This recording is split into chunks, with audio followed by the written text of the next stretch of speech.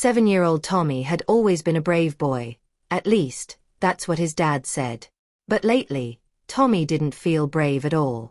Every night, just as he was about to fall asleep, he heard faint, mysterious sounds coming from under his bed. At first, it was just light tapping, like fingers drumming on wood. Then it became something more unsettling, soft whispers and the creak of floorboards as though someone or something was moving around just beneath him.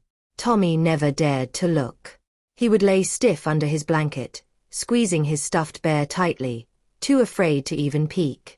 His dad, Mr. Harris, thought it was just a phase, a childhood fear that would pass. But when Tommy's sleep became restless, and the dark circles under his eyes grew deeper, Mr. Harris knew something had to be done.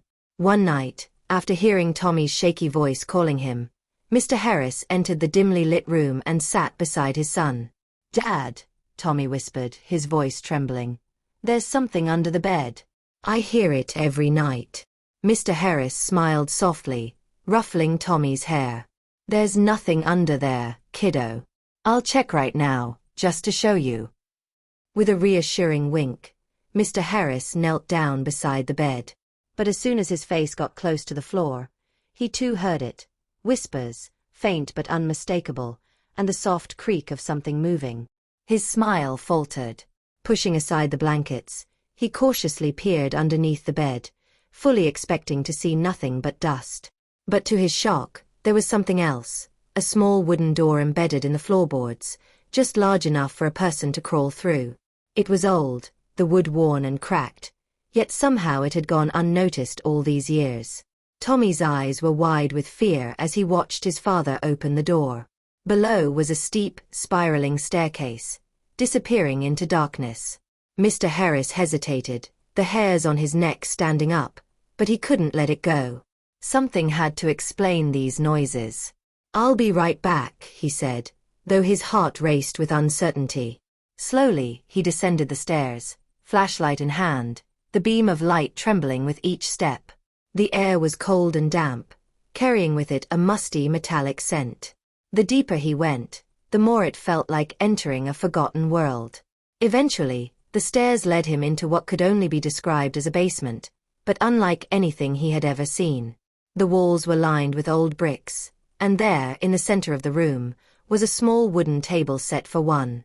A plate with fresh food sat on the table, bread, cheese, and a steaming bowl of soup. Next to it, a neatly folded blanket and a stack of books, some of them children's books, lay as if recently touched. There were other signs too, a pair of old boots by the doorway, a chair slightly pulled back, and a candle burning down to its last inch. Someone had been living here. Mr. Harris's mind raced. Who could be down here? And why? He searched the basement, but there was no sign of anyone at that moment. No footsteps, no shadows moving. It was as though whoever lived here had simply vanished, but the fresh food was proof that they hadn't gone far. His heart pounded in his chest, an eerie feeling creeping over him. It wasn't just the mystery of the hidden room, it was the realization that someone, something, was sharing his home. He hurried back up the stairs, his mind buzzing with questions. Who had made the secret room? How long had they been living there, under his family's feet? When Mr. Harris returned to Tommy's room, his son looked up at him, wide-eyed with hope. "Is it gone, Dad?" Mr. Harris knelt beside him, hiding the truth behind a forced smile. "There's nothing to worry about, Tommy. I took care of it." But in his heart, he knew he couldn't tell his son the truth. He couldn't explain the strange, unsettling presence beneath their home. The next day, Mr. Harris sealed the small door shut with heavy boards and nails. He told Tommy the noises would stop, and they did. But every now and then, when the house was quiet, he could still hear it. A faint creak, a whisper, a presence beneath the floor. He never discovered who, or what, had been living there.